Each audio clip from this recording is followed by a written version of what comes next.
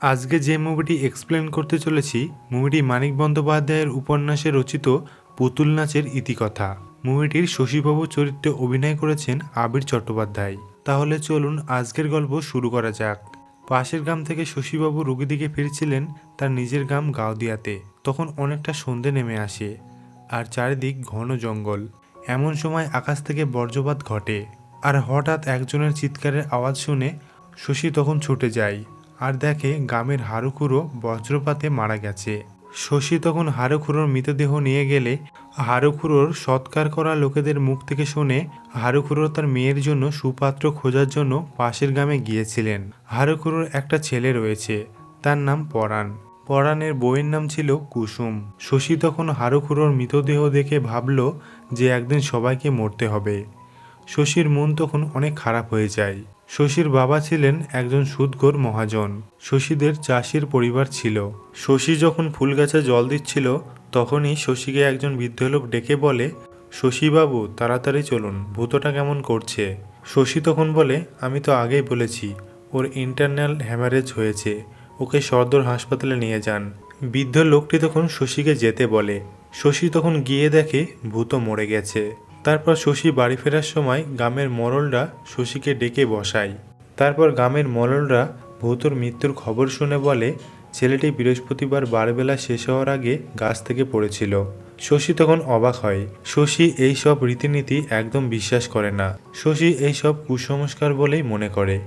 এদিকে কুসুম পুকুরে স্নান সেরে বাড়ি ফিরে দেখে মতি দরজায় বসে রয়েছে। গায়ে তার ভীষণ জ্বর। কুসুম তখন মতিকে ঘরে শুইয়ে দেয় আর কুসুম মতিকে বলে, ছোটবাবু এখনই এসে পড়ল বলে। তুই ছোটবাবুকে একদিন দেখতে না পেলে তোর মন আনচান করে, তাই না? মতি তখন বলে, তুমি আমার পেছনে লেগো না।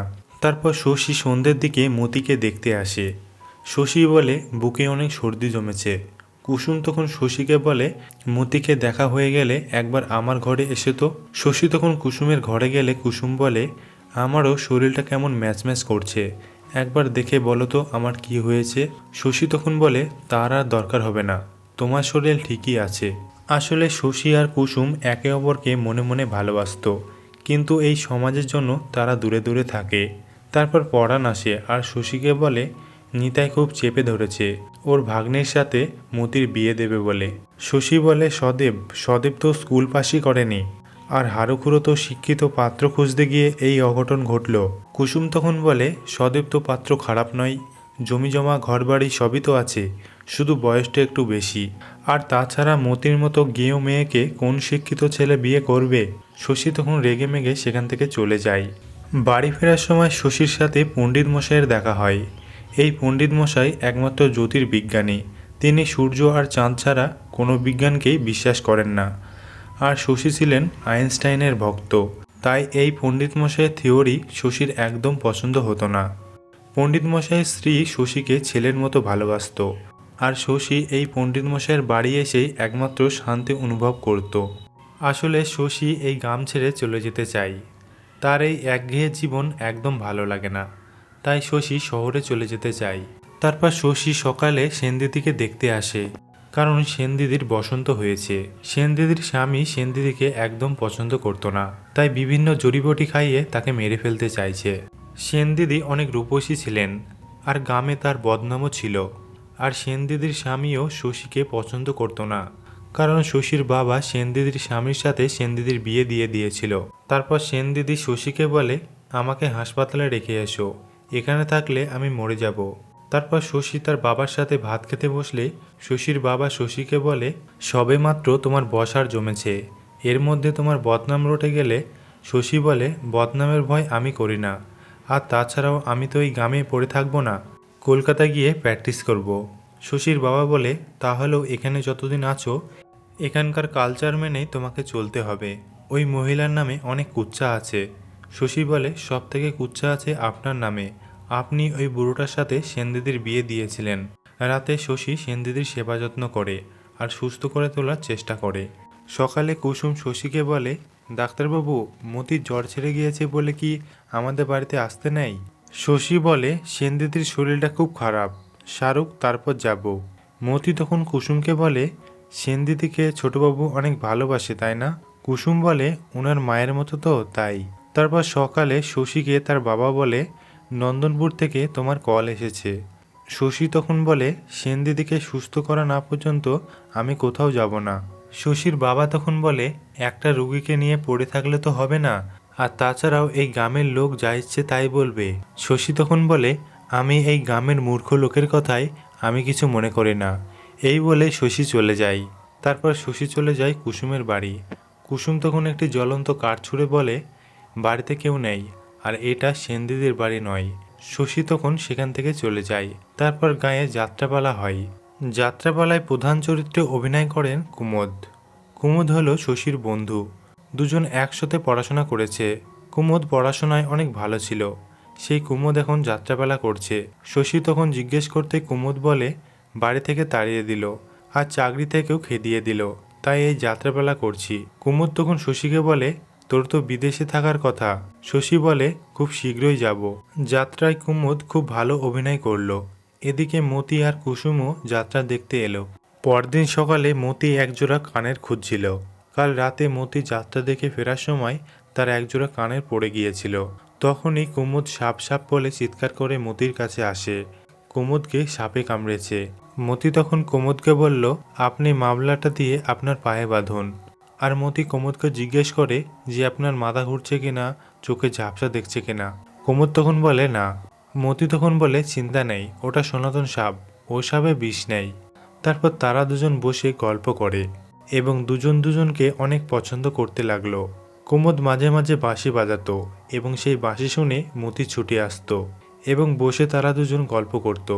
মতি একদিন কুমুদকে বলল যে তার দাদা তার বিয়ের জন্য পাত্র খুঁজছে, আর পাত্রকে শিক্ষিত হতে হবে। কুমুদ তখন বলে, আমি বিয়ে পাশ করেছি, আর আমি শশীকে বলবো তোমার দাদার সাথে আমাদের বিয়ের কথা বলতে। এদিকে সেনদিদিকে শশী দেখতে আসে। সেনদিদি এখন অনেকটাই সুস্থ হয়ে গেছে, কিন্তু একটা চোখ অন্ধ হয়ে যায়, আর এই জন্য সেনদিদি কিছুতে দরজা খোলে না। সেনদিদি তখন শশীকে বলে, আমি এখন অন্ধ হয়ে গেছি, আমাকে আর তুমি দেখো না। আর শশী হতাশ হয়ে সেখান থেকে চলে যায়। তারপর শশী যায় পণ্ডিত মশাইয়ের বাড়ি। পণ্ডিত মশাই ছিলেন একজন জ্যোতির্বিজ্ঞান। চাঁদ আর সূর্য ছাড়া তিনি কোনো কিছুতেই বিশ্বাস করেন না। তিনি সূর্য দেখে মানুষের ভবিষ্যৎ বলতে পারতেন, কিন্তু শশী সেটা বিশ্বাস করেন না। পণ্ডিত মশাই তখন শশীকে বলেন, সামনে রথযাত্রায় আমার মৃত্যু হবে, এটা আমি 20 বছর আগে থেকে জানি। শশী বলে, তাহলে তো আপনি আমার ভবিষ্যৎও বলতে পারবেন। পণ্ডিত মশাই তখন শশীকে বলে, তুমি এই গ্রাম থেকে কোনোদিন বেরোতে পারবে না, তার জন্য নিজেকে স্বার্থপর হতে হয়। তারপর শশী চলে যায়।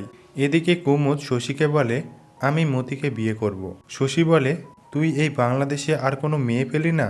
শশী বলে, মতি একটা গেঁয়ো মেয়ে। কুমুদ তখন বলে, আমি মতিকে বিয়ে করতে চাই। শশী বলে, মতিকে তোর চিরকাল ভালো লাগবে না। কুমুদ বলে, আমি মতিকে আমার নিজের মতো করে মানিয়ে নেব। তারপর শশী গেল মতিদের বাড়ি। বিয়ের খবরটা শুনে কুসুম বলে, মতির ভাগ্য খুব ভালো, তাই কুমুদ ওকে বিয়ে করতে রাজি হয়েছে। শশী বলে, আচ্ছা আমি যদি মতিকে বিয়ে করি? কুসুম বলে, যদি সংসারে কোনোদিন যদি থাকে না ছোটবাবু, আর আপনি যদি মতিকে বিয়ে করেন তাহলে আপনার জীবনটা নষ্ট হবে না। কুসুম বলে, মতিকে কুমুদবাবু ভালোবাসে, আর মতিও দিন গুনছে। শশী তখন বলে, বেশ তাহলে তাই হোক। তারপর শশী পরাণের সাথে কথা বলে মতি আর কুমুদের বিয়ে ঠিক করে। তারপর রাতে শশী বাড়ি যাওয়ার সময় শশীর পথ আটকায় কুসুম। কুসুম তখন নিজের ভালোবাসার কথা শশীকে জানায়। কুসুম তখন শশীকে বলে, আপনি কি ভয় পেলেন? কুমুদবাবুর কাছ থেকে একটু সাহস নিতে পারেন না? এত কিসের ভয় আপনার? শশী তখন বলে, তোমার তো শুধু শরীর আর শরীর, তোমার কি মন নেই? এই বলে শশী সেখান থেকে চলে যায়। তারপর কুমুদ মতিকে বিয়ে করে নিয়ে চলে যায়। শশী সেটা দেখতে থাকে। তারপর শশীর কাছে একজন এসে বলে, ছোটবাবু, আমার বউয়ের শরীরটা খুব খারাপ, একবারটি চলুন না। শশী বলে, আমাকে নিয়ে যেতে হলে 10টা টাকা দিতে হবে। তখনই সেখানে সেনদিদি আসে আর শশীকে বলে, আমার এই অন্ধ চোখটা ঠিক করে দাও না শশী। শশী বলে, এখন আর কিছু করা যাবে না, তবে তুমি চাইলে পাথরে চোখ লাগাতে পারো, তবে দেখতে ভালো লাগবে। তখনই সেনদিদি রেগে চলে যায়। যাওয়ার সময় সেনদিদি বলে যায়, আমার চোখটা ভুলভাল চিকিৎসা করে তুমি অন্ধ করে দিলে। শশী তখন সেনদিদিকে দেখে অনেক অবাক হয়। তারপর শশী দেখে কিছু লোক বাঁশের মাচা নিয়ে যাচ্ছে। তখনই শশী তাদেরকে জিজ্ঞেস করে। লোকগুলো তখন শশীকে বলে, তোমাকে নাকি পণ্ডিত মশাই বলেছেন রথের দিন দেহ রাখবে। শশী বলে, হ্যাঁ, কিন্তু সেটা তো এমনি কথার কথা, নিজের মৃত্যুর দিন কেউ কখনো বলতে পারে নাকি। লোকগুলো তখন বলে, কিন্তু পরাণ বলল আপনি নাকি বলেছেন পণ্ডিত মশাই রথের দিন দেহ রাখবেন। আসলে শশী পরাণকে বলেছিল পণ্ডিত মশাই রথের দিন দেহ রাখবেন, আর পরাণ সেটা সবাইকে জানিয়ে দেয়। এদিকে পণ্ডিত মশাইয়ের বাড়িতে গ্রামের মানুষ হাজির হয়। পণ্ডিত মশাই তখন তাদের গায়ত্রী বেদ নিয়ে কথাবার্তা শোনাচ্ছিল। তখনই শশী সেখানে আসে আর পণ্ডিত মশাইকে বলে, এইসব বন্ধ করুন আর গ্রামের মানুষকে চলে যেতে বলুন। পণ্ডিত মশাই তখন শশীকে বলে, তোমার মধ্যে একটা শয়তান বাস করে, দুপাতা ইংরেজি পড়ে তুমি কী ভেবেছ সব জেনে গেছো, তুমি এখান থেকে চলে যাও। তারপর গ্রামের সকলে রথের দিনের জন্য অধীর আগ্রহে অপেক্ষা করে। তারপর কুসুম আসে শশীর কাছে। কুসুম বলে, আমি আর এই গ্রামে থাকবো না, চলে যাচ্ছি বাপের বাড়ি। শশী বলে, সে তো অনেকদিন ধরেই শুনছি, কিন্তু যাওয়া তো আর হচ্ছে না। কুসুম বলে, এত কিছু বোঝেন আর এটা বোঝেন না। শশী বলে, কেন বুঝবো না, কিন্তু আমরা তো আর ছেলে মানুষ নই, ইচ্ছে থাকলেও কোনো কিছু করা যায় না। কুসুম তখন সেখান থেকে চলে যায়। তারপর রথের দিন আসে। পণ্ডিত মশাইয়ের বাড়িতে সারা গ্রামের মানুষ হাজির হয়েছে। তারপর দেখি পণ্ডিত মশাই এবং পণ্ডিত মশাইয়ের স্ত্রী দুজনেই দেহ রাখে। শশী তখন বুঝতে পারে দুজনে আফিম খেয়ে আত্মহত্যা করেছেন। শশী তখন মনে মনে ভাবল, সত্যি মিথ্যে এই পৃথিবীতে চিরকালের জন্য সত্যি হয়েও থাকতে পারে মিথ্যে, কিন্তু এটা প্রমাণ হয়ে গেল মৃত্যুকে পর্যন্ত মানুষ মনের জোরে অহিংসিত করে জয় করতে পারে।